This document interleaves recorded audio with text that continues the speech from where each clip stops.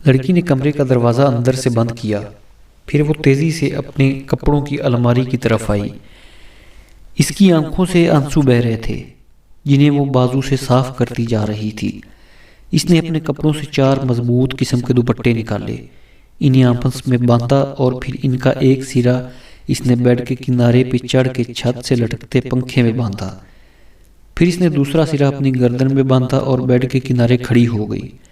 اگر اس کے پیر ذرا سے بھی بیڈ سے آگے ہوتے، اس کی گردن کو ایک بڑا زبردست جھٹکا لگتا جس سے گردن ٹوٹ بھی سکتی تھی۔ لڑکی نے دوسرا سرا اپنے گلے میں باندھنے کے بعد اپنا سیل نکالا اور ایک نمبر پہ ویڈیو کال کی۔ تھوڑی دیر بعد سکرین پہ ایک مرد کا چہرہ نظر آیا۔ اس نے لڑکی کے گلے میں بندھے دوپٹے کو دیکھا تو بکھلا گیا۔ اس نے چیختے ہوئے کہا، یہ کیا حماقت ہے جاویدہ، وہ گلے سے نکال لو، تمہارا دم بھی گھٹ سکتا ہے۔ جاویدہ نے روتے ہوئے کہا، میں خودکشی کر رہی ہوں۔ مرد کی دھاڑتی آواز پورے کمرے میں گونجی، واٹ نان سینس، تم ایسا کیوں کر رہی ہو؟ بات کیا ہے، کیوں کر رہی ہو تم یہ حماقت؟